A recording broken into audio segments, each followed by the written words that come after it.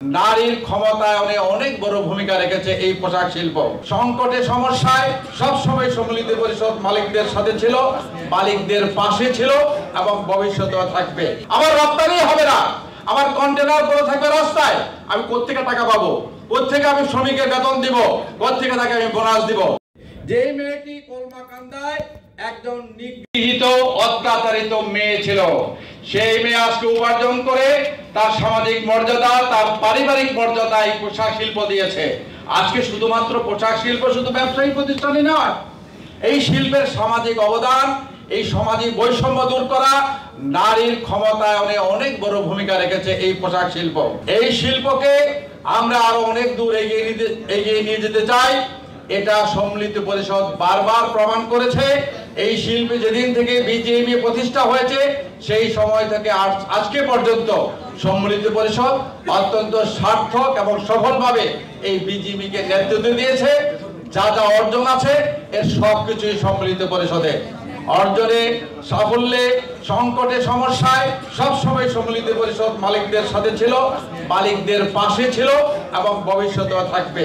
আমি একটা কথা বলে শেষ করতে চাই এইভাবে, যে আমার জীবনের শ্রেষ্ঠ কর্ম মুক্তিযুদ্ধ, আমার জীবনের শ্রেষ্ঠ অর্জন স্বাধীনতা। আমি মুক্তিযুদ্ধ করেছি, আমি স্বাধীনতা অর্জন করেছি। এই স্বাধীন দেশে আর তার চেয়েও বড় অর্জন আমার সাফল্য, আমি একটি পোশাক শিল্পের মালিক হিসাবে কয়েক হাজার মানুষের কর্মসংস্থান করতে পেরেছি। তাদের জীবনের কষ্টকর জীবনের একটা আলোর পথ আমি তাদের দেখিয়েছি।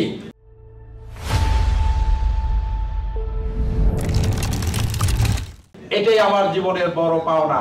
এই সাফল্যকে আমরা ধরে রাখতে চাই, আরো অনেক দূর এগিয়ে নিতে চাই। প্রিয় সাংবাদিক ভাই বোনেরা, আপনারা অতীতে যে কোনো সংকটে, যে কোনো সমস্যায় এই শিল্পের পাশে থেকেছেন।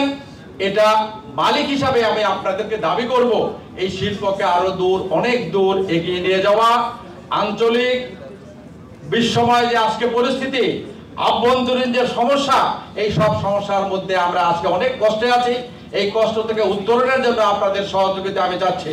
প্রিয় সাংবাদিক ভাইরা, টিভির ক্লিপিং আমি দেখতে পাই, কোন পোশাক শিল্পের মালিকের গাড়ি বিক্রি করা হচ্ছে, বাড়ি বিক্রি করা হচ্ছে, তারপরে শ্রমিকদের পাওনা দেওয়া হচ্ছে। এটা অত্যন্ত দুঃখের, অত্যন্ত কষ্টের এবং লজ্জার। এই লজ্জা থেকে আমরা পরিত্রাণ চাই। এই জন্য যে পারবে না তাকে একটা সেফ এক্সিট পলিসির কথা বলা হয়েছে। সব কিছু নিয়ে আমরা বিস্তারিত আলোচনা করব। আগামী ঈদ আসছে সামনে, পোর্টে কাজ হচ্ছে না, আমাদের রপ্তানি হচ্ছে না, আমদানি হচ্ছে না। 14 দিনে চায়না থেকে মাল আসে, যেটা পোর্টে চায়না থেকে ঢাকায় আসতে লাগে 18 দিন। আমরা কিভাবে ব্যবসা করব? এই সরকারের কাছে আমরা দাবি জানাবো, আপনাদের অনেক ইস্যু আছে, অনেক সংস্কার আছে, আপনারা করেন, কিন্তু আমাদেরকে কবর দিয়ে তো নয়, আমাদের শিল্প ধ্বংস করে তো নয়। আমি দাবি করব আজকের এই অনুষ্ঠান থেকে, আর এই আজকের থেকে 24 ঘন্টা পোর্টের কার্যক্রম চালু রাখতে হবে, আমদানি রপ্তানি সচল রাখতে হবে। না হয় শ্রমিকের বেতন দেওয়ার দায়িত্ব পোশাক শিল্পের মালিকরা নিতে পারবে না, পারবে না, পারবে না।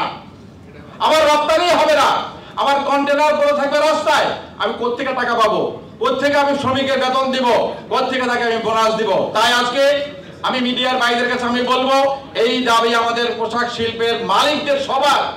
এটা সম্মিলিত পরিষদ আর ফোরামের দাবি নয়, এই শিল্পের দাবি। 24 ঘন্টা পোর্ট চালু রেখে আমাদের আমদানি রপ্তানি সচল রাখতে হবে। না হয় বেতন বোনাসের দায় দায়িত্ব আমরা নিতে পারবো না।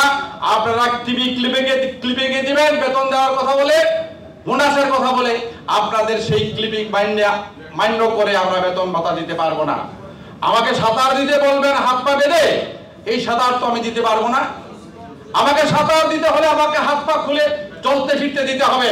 তাই আজকের আমাদের এই প্রার্থীদের একসাথে করে আমাদের সমন্বয়কারী, আমাদের দলনেতা, আমাদের তরুণ নেতৃবৃন্দ, তাদের যে সম্ভাবনা, তাদের যে ধীশক্তি, তাদের যে মেধা, সবটুকু দিয়ে এই শিল্পকে সেবা দিবে, এই শিল্পকে অনেক দূর এগিয়ে নিবে।